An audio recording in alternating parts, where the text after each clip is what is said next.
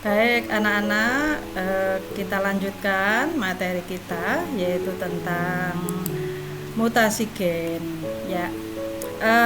Kalau kita lihat situasi yang terkini tentang pandemi COVID-19, anak-anak mengetahuinya bahwa sekarang ini gejala corona itu beda, tidak seperti dulu.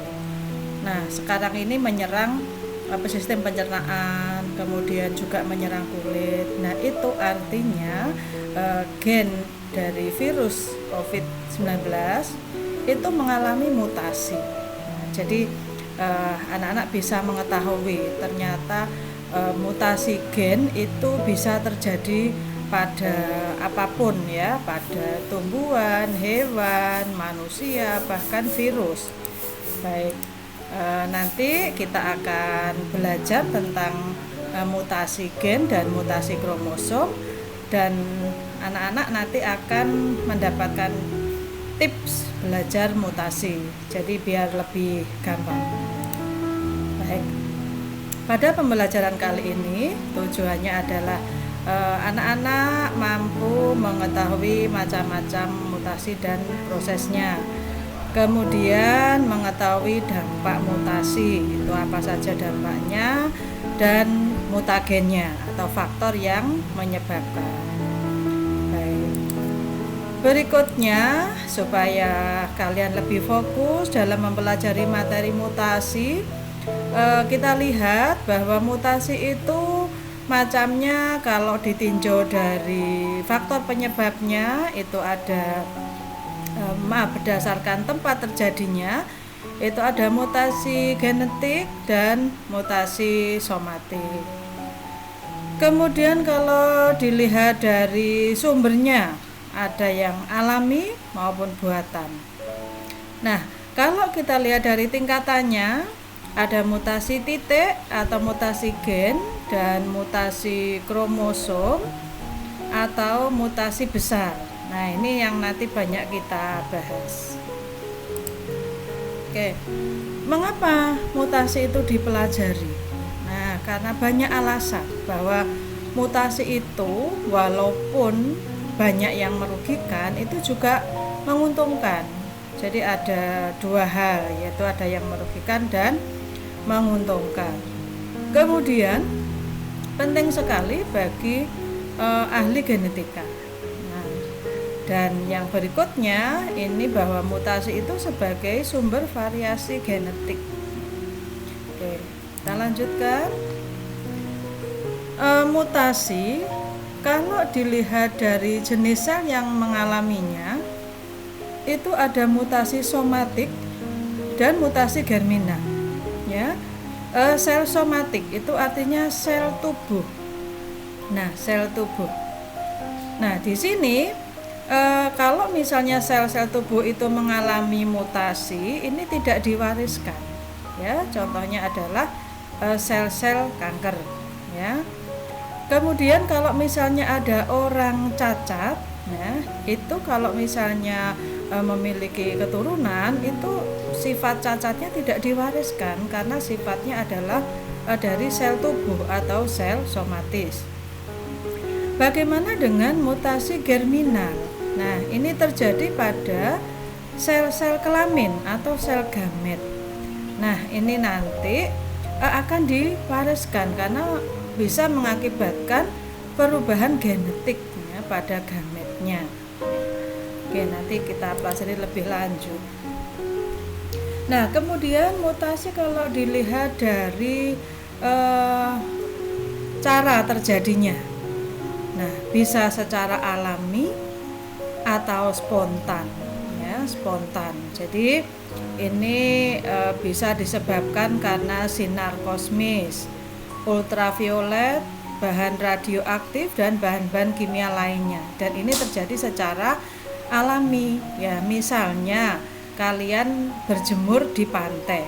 Ya, setelah berjemur itu kulitnya berwarna agak gelap atau warnanya lebih, pigmennya lebih kuat. Nah, berarti sel-sel kulit kalian itu mengalami mutasi dan terjadinya secara alami. Nah, kemudian yang kedua, mutasi buatan. Nah, ini memang sengaja dibuat oleh manusia karena memiliki tujuan tertentu, ya. Misalnya manusia pengen menghasilkan atau pengen menanam buah yang tanpa biji, misalnya anggur tanpa biji supaya makannya gampang, ya. Maka harus diberi mutagen atau penyebab mutasi. Nah, terjadi induksi, maka yang dihasilkan anggur tadi tanpa biji. Nah, itu merupakan mutan, ya. Oke. Nah, sekarang kalau dilihat dari tingkatannya, ini yang lebih penting anak-anak, ya. Dilihat dari tingkatannya bahwa mutasi itu ada mutasi gen, mutasi kecil, ya, point mutation, atau disebut juga mutasi titik. Nah, apa yang dimaksud dengan mutasi gen? Nah, ini bahwa gen itu mengalami perubahan urutan, ya, yang berubah bisa satu atau dua pasang bahan DNA. Nah, pada mutasi gen itu dibedakan menjadi dua, ya, menjadi dua, yaitu mutasi substitusi, ya, substitusi atau pengganti, ya, pengganti. Nah, yang termasuk mutasi substitusi itu apa? Nah, ini ada dua macam, yaitu transisi dan transversi. Kita lihat bedanya. Kalau transisi, ya, transisi itu penggantian basa sejenis, ya, sejenis. Jadi misalnya basa purin diganti purin atau pirimidin diganti pirimidin. Nah, contohnya ini. Nah, contohnya susunan kode genetiknya CGTAAG. Kemudian pasangan basa nitrogennya ini GCATTC. Nah, kemudian ini terjadi replikasi, maka susunan kode genetiknya menjadi CATGAG. Nah, pada basa nitrogen G ini diganti A, ya, guanin diganti adenin. Kemudian adenin diganti guanin. Ya, adenin ini basa purin, guanin juga basa purin. Nah, maka ini mengalami mutasi jenis transisi, ya, transisi, sehingga pasangan basa nitrogennya ini juga mengalami perubahan. Maka inilah mutan, ya, susunan basa nitrogen dari mutan karena mengalami mutasi transisi, ya, paham ya? Nah, kemudian bagaimana kalau yang transversi? Nah, kalau yang transversi itu merupakan penggantian antar basa tidak sejenis, ya. Misalnya basa purin diganti pirimidin, atau sebaliknya pirimidin diganti purin, ya, jadi tidak sejenis. Nah, misalnya ini adalah susunan basa nitrogen, induknya terus mengalami replikasi. Terus kita lihat di sini. Nah, ini C G T A A G. Terus ini tetap, ya, ini mengalami replikasi C A. Nah, ini timin diganti guanin. Nah, timin ini adalah basa pirimidin, sedangkan guanin ini adalah basa purin. Nah, ini merupakan mutasi jenis transversi. Berikutnya ini guanin diganti timin. Nah, sehingga pasangan basa nitrogennya ini menjadi berubah. Nah, ini adalah mutasi jenis transversi. Oke. Paham ya, saya kira. Nah, sekarang pada mutasi substitusi. Oke, kita lihat lebih detail lagi.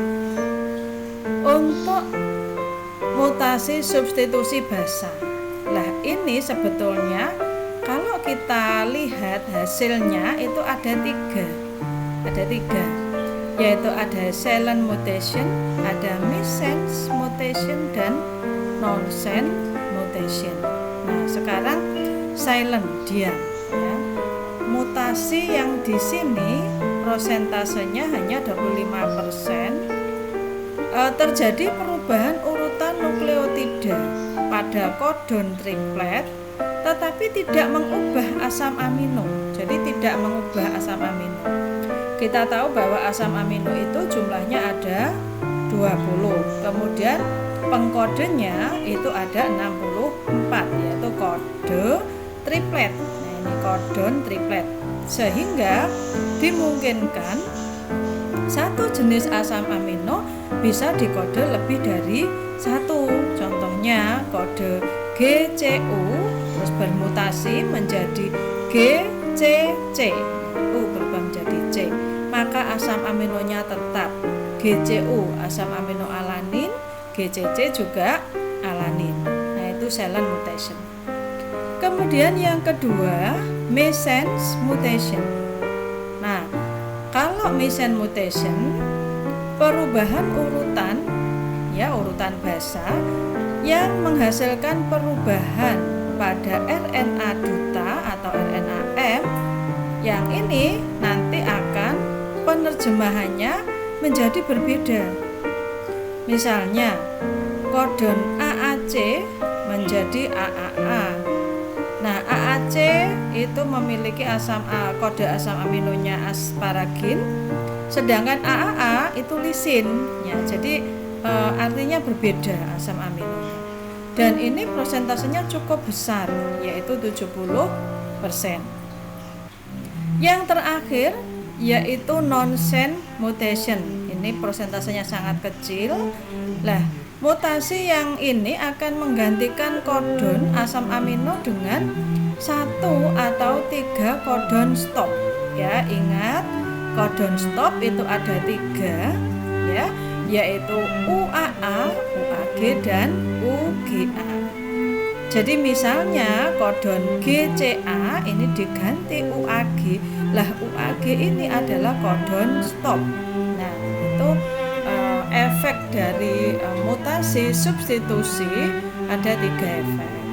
Ya, saya kira bisa dipahami.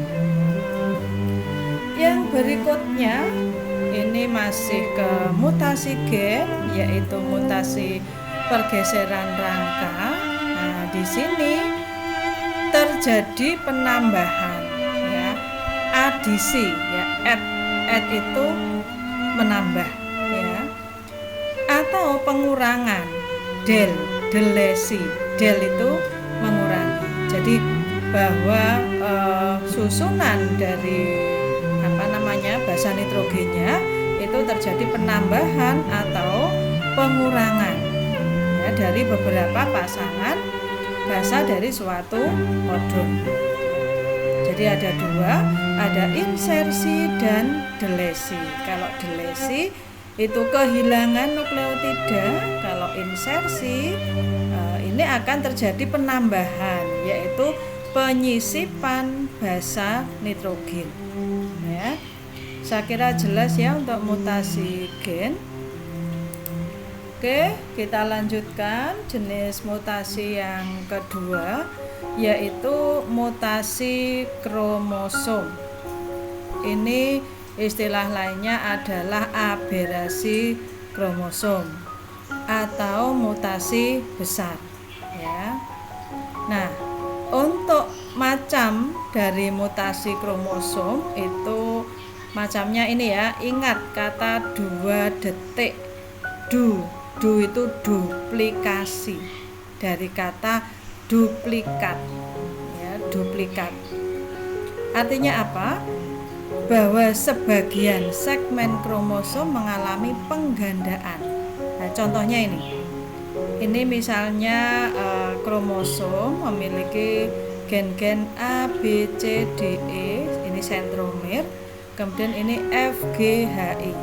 Terus mengalami duplikasi, hasilnya adalah gennya A, B, B, C, D, E, F, G, H, I. Jadi yang mengalami penggandaan adalah gen B. Ini adalah mutasi duplikasi.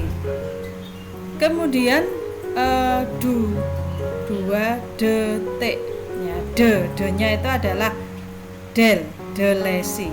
Jadi tadi seperti mutasi gen tadi, bahwa delesi itu hilangnya sebagian segmen kromosom. Mengapa bisa hilang? Karena patah, ya, karena bisa jadi kromosomnya patah sehingga ada sebagian gen yang hilang. Contohnya ini. Nah, gen H ini mengalami delesi sehingga setelah gen F langsung G, I, J hanya hilang. Oke, saya kira jelas. Kemudian yang ketiga, ya, 2 detik, I-nya adalah inversi, ya, invers itu susun balik, ya, susun balik. Jadi peristiwa pembalikan, ya, pembalikan sebagian segmen kromosom sehingga menyebabkan perpindahan lokus suatu gen. Nah, pada inversi, ya, inversi misalnya ini adalah kromosom, kemudian susunan gen-gennya A, B, C, D, E, F, G, H, I, J, K. Nah, kemudian mengalami inversi, mengalami susun balik pembalikan, ya. Jadi F ini berpindah ke C, terus E berpindah ke D, maka susunannya menjadi A, B, F, E, D, C. Terus yang ini sama, ya, G, H. Nah, mutasi seperti ini, ya, susun balik ini adalah inversi yang parasentrik, ya. Jadi hanya melibatkan satu lengan kromosom. Nanti kalau misalnya gen I berpindah ke H, sedangkan H berpindah ke I, nah ini menyeberangi sentromer, maka dinamakan ini inversi yang perisentrik, ya. Peri, ingat kalau ada kapal feri itu kan untuk menyeberang. Jadi di sini gennya itu bisa menyeberangi sentromer atau lewat sentromer. Itu cara mengingatnya. Kemudian berikutnya untuk mutasi perubahan struktur kromosom itu ada translokasi ya. Trans itu bertukar, lokasi itu tempat ya. Jadi kenapa bisa bertukar? Karena terjadi patahan segmen ya.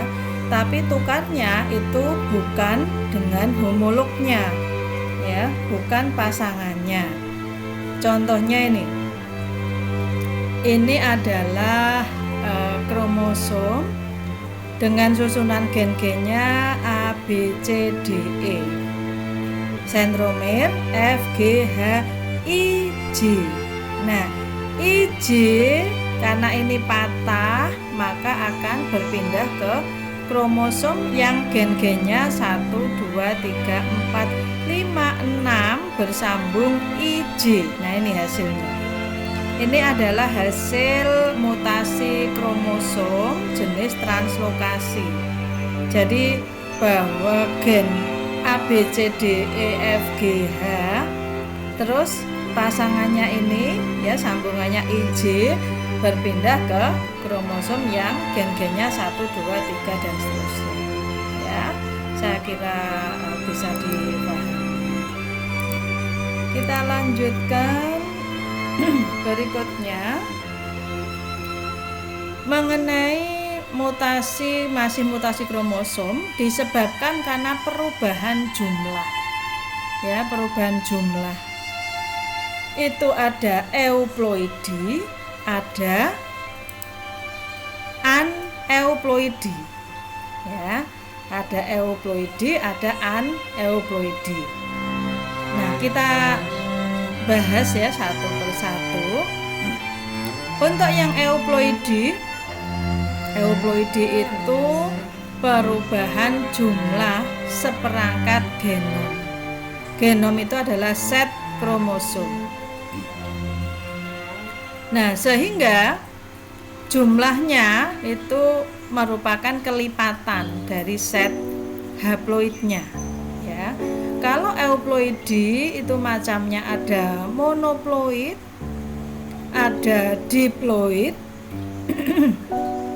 kemudian ada triploid, tetraploid, dan poliploid. Nah, misalnya ini monoploid, jadi pasangannya adalah 1 atau N kromosom. Nah, contohnya ini pada lebah madu ya, sebagai hasil parthenogenesis ya. Jadi misalnya Drosophila melanogaster itu kromosomnya ada 8. Kalau Drosophila monoploid berarti kromosomnya ada 4. Kalau diploid berarti 2N, 2 kali 4 berarti 8. Kalau triploid 3N berarti 3 kali 4 12. Tetraploid 4N berarti 4 kali 4 16 dan seterusnya ya. Biasanya untuk organisme triploid ke atas itu dinamakan poliploid. Anak-anak perlu diketahui bahwa peristiwa poliploid ini seringkali digunakan di dunia pertanian ya, misalnya untuk menghasilkan semangka tanpa biji, kemudian anggur ya, anggur tanpa biji itu. Oke, kita lanjutkan tentang masih mutasi kromosom jenis yang kedua, yaitu aneuploid ya, yaitu perubahan jumlah kromosom dalam satu perangkat atau satu genom kromosom. Jadi bukan set kromosom atau bukan pasangan, tetapi hanya satu genom ya. Nah, jumlah kromosomnya tidak seimbang. Nah, ini disebabkan peristiwa, ini sudah kita bahas di materi sebelumnya, yaitu peristiwa non-disjunction atau gagal berpisah ya, dan peristiwa anafase lag. Jadi kromosomnya tidak mau memisah di kutub-kutub yang berlawanan tetapi lengket ya, Macamnya ada nulisomi. Rumusnya adalah 2n-2. Kalau misalnya manusia nulisomi, berarti jumlah kromosomnya ada 2n46 dikurangi 2 berarti 44. Kalau monosomi, rumusnya 2n-1. Manusia monosomi, kromosomnya ada 45 ya. Kalau 2n-nya itu 46. Kemudian, nah ini yang trisomi, berarti 2n plus 1, berarti kromosomnya ada 37 ya, berasal dari 36 ditambah 1. Lah ini banyak sekali macam dari manusia akibat dari mutasi kromosom, yaitu trisomi ya. Ada sindrom Down, sindrom Patau, Edward, Klinefelter, Jacob, dan triple X ya. Nanti kita bahas satu persatu macam-macam dari manusia trisomi akibat dari aneuploid. Nah, kalau tetrasomi ya 2n plus 2, kromosomnya ada 48. Oke.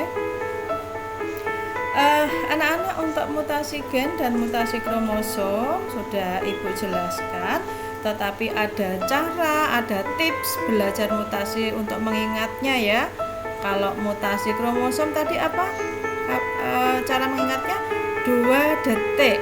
Du-nya adalah duplikasi, delesi, T translokasi, I-nya inversi, dan K-nya adalah katenasi ya, katenasi.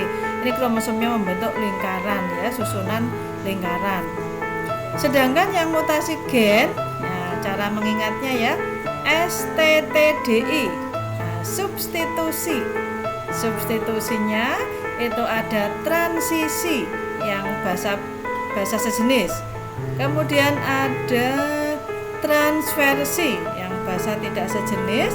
Kemudian yang pergeseran kerangka ada delesi dan insersi. Ya, gampang ya. Pokoknya ingat 2 detik STTDI. Oke, saya lanjutkan.